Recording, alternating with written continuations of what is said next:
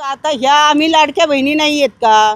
मग ह्यांनी आमची घरं उद्ध्वस्त करायची आणि बहिणीला कुठल्या अर्थाने त्यांनी सांभाळायचं? भावाचं हे कर्तव्य नसतं. त्यांनी आमची घरं वाचवावीत, आमचे संसार उघड्यावर आणू नयेत.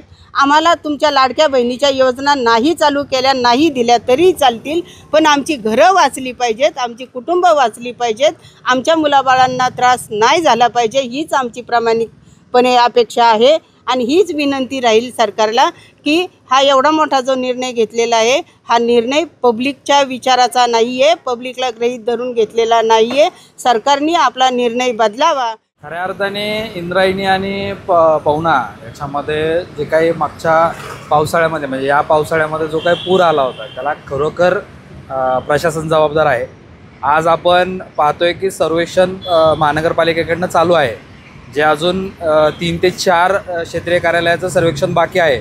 आणि जो आकडा समोर येतोय तो 2500 घरांचा आकडा आहे, ज्याच्यामध्ये 1308 घरे आहेत आणि 1182 अशी कमर्शियल साईट आहेत, ज्या बांधताना खरोखर बांधकाम विभागाने याच्याकडे डोळेझाक केली आहे.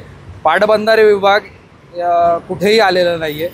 आणि ज्या वेळेस या ठिकाणी प्लॉटिंग होत होती, बांधकामे होत होती, त्यावेळेस काही पैशाची देवाणघेवाण झाली आहे का, अधिकाऱ्यांचा यामध्ये काही हात आहे का, हे देखील तपासणं गरजेचं आहे. कारण की जवळजवळ 10 ते 15 वर्ष त्या ठिकाणी लोक राहतात आहे आणि आज त्या ठिकाणी प्रशासन उठतं आहे आणि म्हणतं आहे की आम्ही त्यांचे घरं पाडू आणि त्यानंतर आम्ही ती पूररेषा वाढू.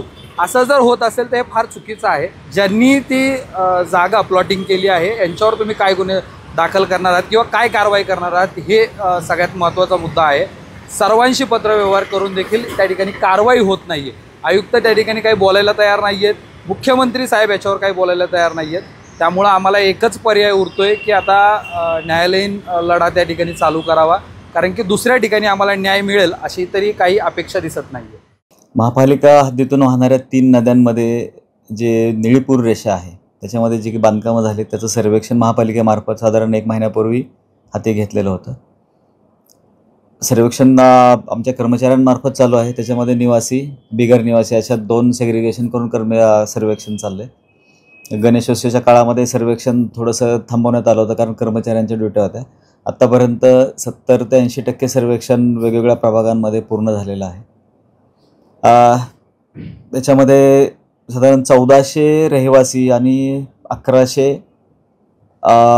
बिगर निवासी बांधकामं किंवा पत्रा शेड टेम्पररी स्ट्रक्चर आढळून आलेत. साधारण 2500च्या आसपास स्ट्रक्चर आत्तापर्यंत आढळून आलेले आहेत. या संदर्भात उर्वरित जे 40% जे सर्वेक्षण आहे ते कधीपर्यंत पूर्ण होणार आणि हा आकडा वाढण्याची शक्यता आहे का? हो, आता राहिलेले 1 आठवड्यामध्ये अपेक्षित आहे सगळं सर्वेक्षण पूर्ण होणं. काही ठिकाणी खूप डेन्स पॉप्युलेशन आहे किंवा क्राऊडी आहे, तिथे थोडंसं एखाद्या प्रभागामध्ये फक्त वेळ लागू शकतो. बाकी सगळं पूर्ण होईल आठवड्याभरामध्ये. या संदर्भात त्यांना कुठल्या प्रकारच्या नोटीस वगैरे देण्यात येणार आहेत का किंवा निष्कासनाची कारवाई करण्यात येणार आहे? आत्ता जसं सर्वेक्षण होत आहे त्याचबरोबर लगेच नोटिसा देण्याची कारवाई पण चालू आहे महापालिकेमार्फत. साधारण 40 ते 50% सर्वेक्षण झालेल्या मिळकतींपैकी 40 ते 50% मिळकतींना नोटिसा पण देण्याचं काम पूर्ण झालेलं आहे.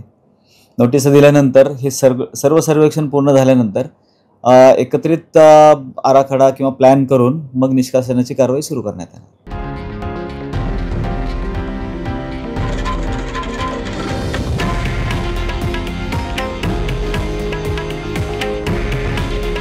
हे आहे देशातील नंबर 1 न्यूज नेटवर्क आणि आपण पाहत आहात TV9 मराठी.